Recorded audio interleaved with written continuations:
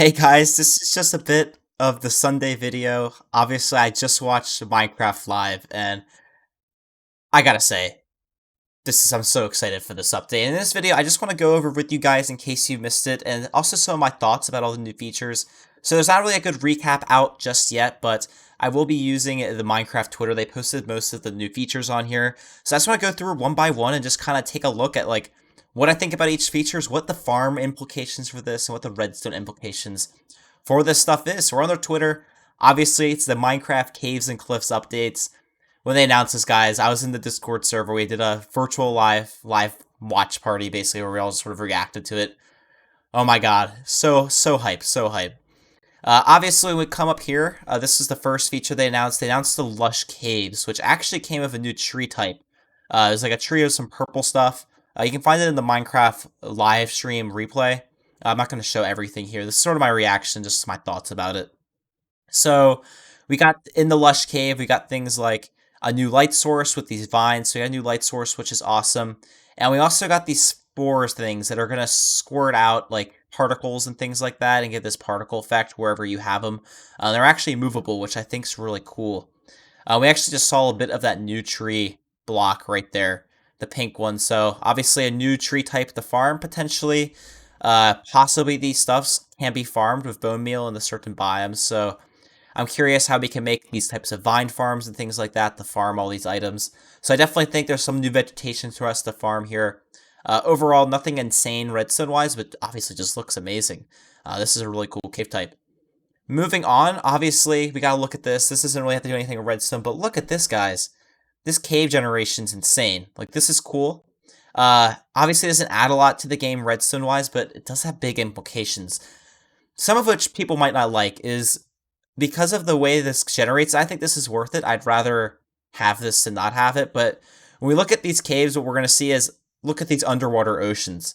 So when we do stuff like creating tunnel borers or creating, perimeters in normal areas, for all you know, you create your perimeter and there's, oh shoot, there's this underwater ocean. Now I have to clear that entire thing, which obviously that's going to suck. So there is, to the extent that implication of it is that we are going to have to clear these oceans when making perimeters, especially from a technical standpoint. However, there's already role leaders that delete liquids anyways, so it just means you can't just use TNT anymore. You might have to invest your time and energy in adding a sweeper to remove liquid as well, is essentially what I think this means, in my opinion. So that's the main implication with this, is that, yeah, perimeters are got a little bit harder, but you know what? I think that's okay. I'd rather have this exploration factor. I think this looks cool and adds a lot to the game. Moving on, we got the staglamites and stalactites in the Dripstone Cave biome. If we take a look, it kind of looks like a different stone type in the background, or maybe not. But as we can see right here, mobs take damage when they fall onto it. So what this could mean is that we actually might have reduced.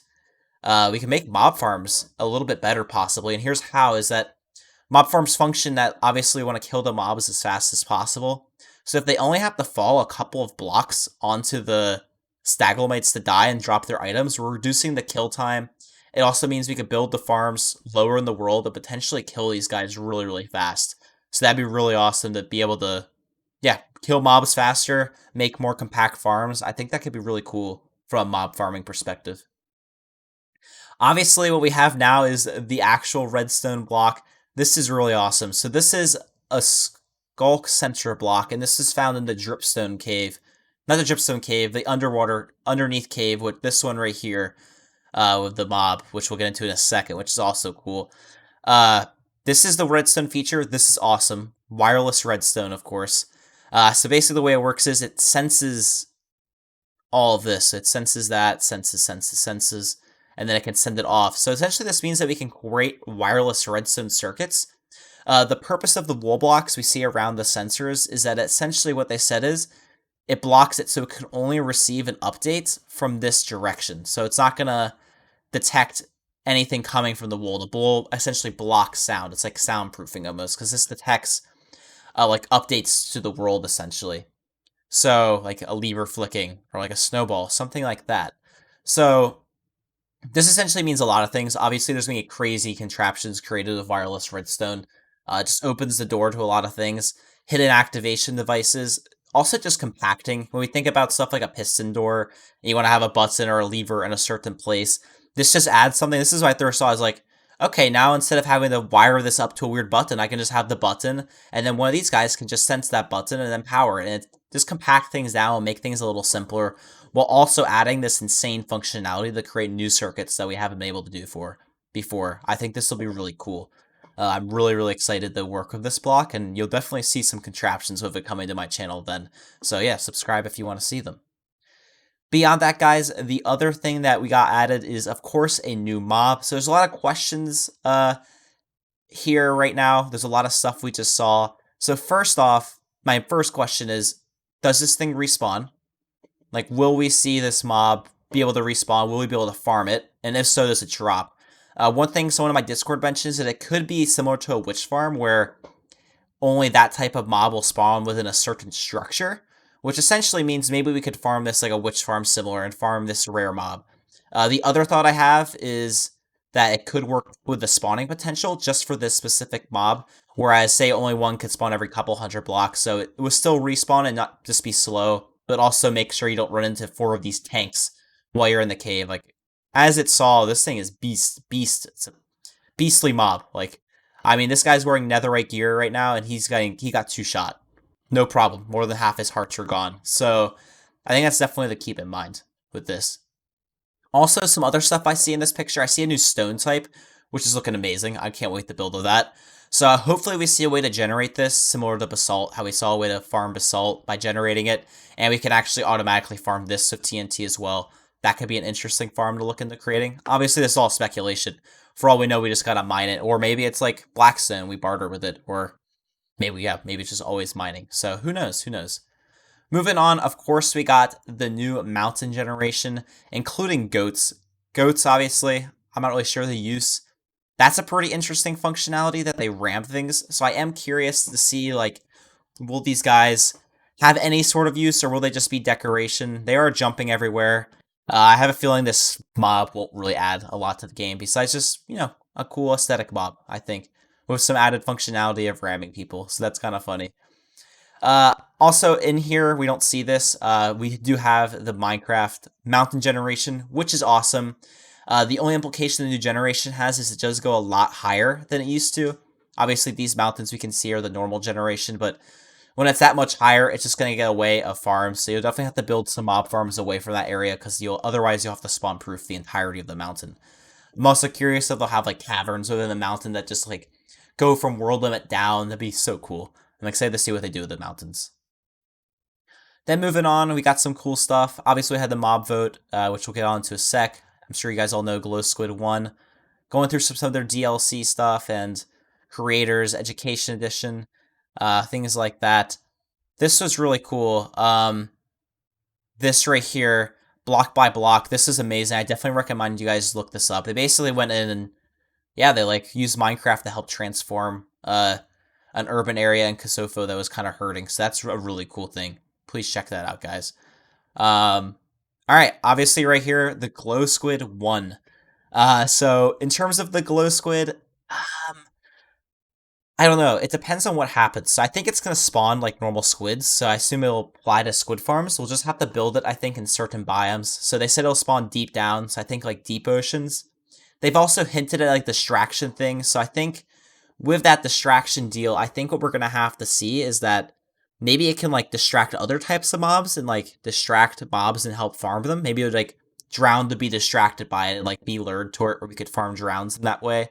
So I think that'd be really interesting. So we're definitely going to have to see that. But before then, I don't know too much about these mobs. This is probably the most unavailable information we had. I wish we'd add the Iceology. I kind of wish they added that and they dropped ice for auto ice farms. But we got the Glow Squid. Might as well have it. Hopefully it drops a new light source or something. Moving on past some other stuff. Now, what is this? Oh, this is something else. Never mind. This is the Minecraft add-ons things from Marketplace.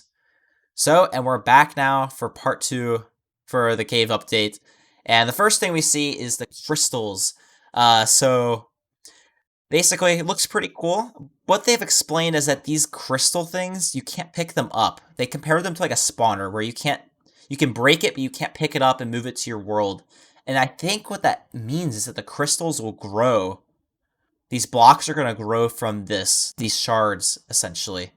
Um, or potentially the blocks themselves, the amethyst, are growing the crystals. So it might be the crystals grow out of the amethyst, and we can't actually mine this stuff, and this stuff is just stuck here. Which I'm not sure. Either way, something's growing, or I'll be able to farm the crystal item, crystal shards, which is used in a couple new crafting recipes, apparently. Probably will have some other uses. So we can farm crystals.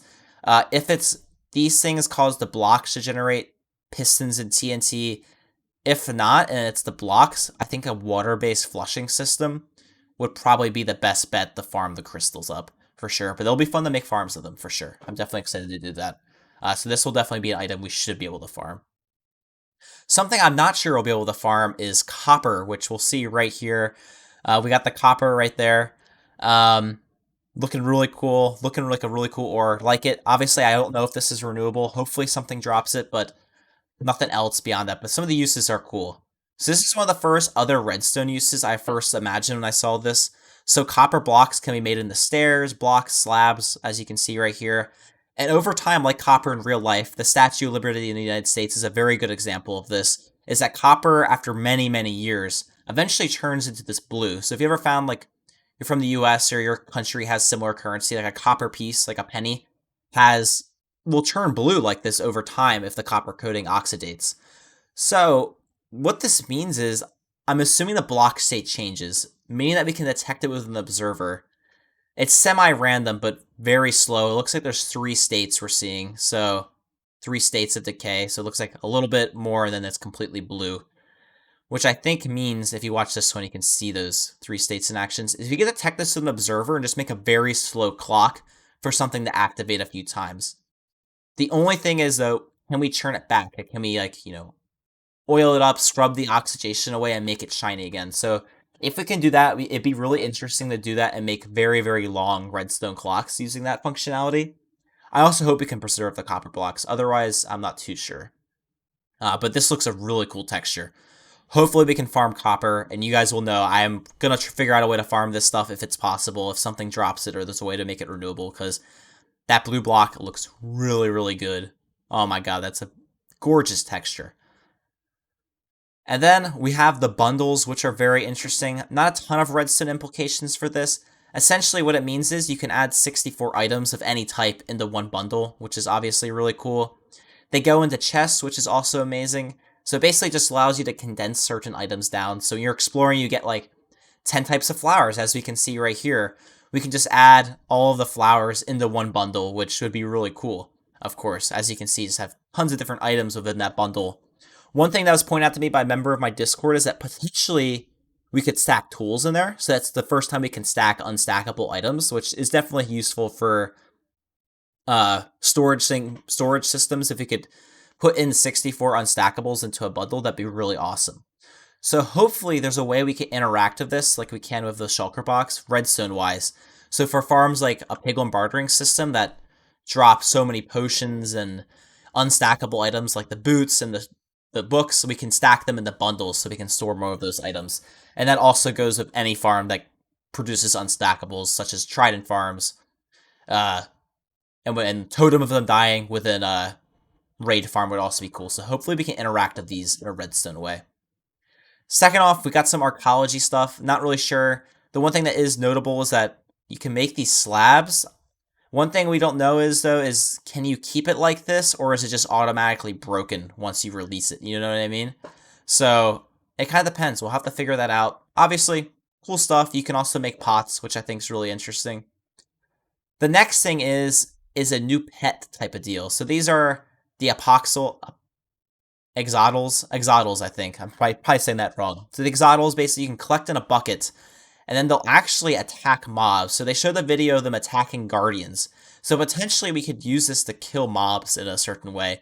Maybe they'll be useful for farms. Otherwise, yeah, pretty cool pet. Pretty unique that they, like, attack guardians and stuff like that. But they also look just cool and add to the environment. So definitely a good change. And then, of course, the glow squid is the winner. And I think that's actually it. I like that tweet. So you got some top news right here. We can watch it real quick. Yeah, guys, overall, I'm really excited for some of this stuff. I'm really excited to figure out how to farm new items and create new farms. Like, obviously, we just saw those blocks, which is hopefully we can farm that stuff too. Uh, right here, all these different types of blocks as well. I'm definitely going to be trying to farm them. I think it should be a lot of fun. We got a lot of new block types, though, so this is going to be awesome. This is going to be really great.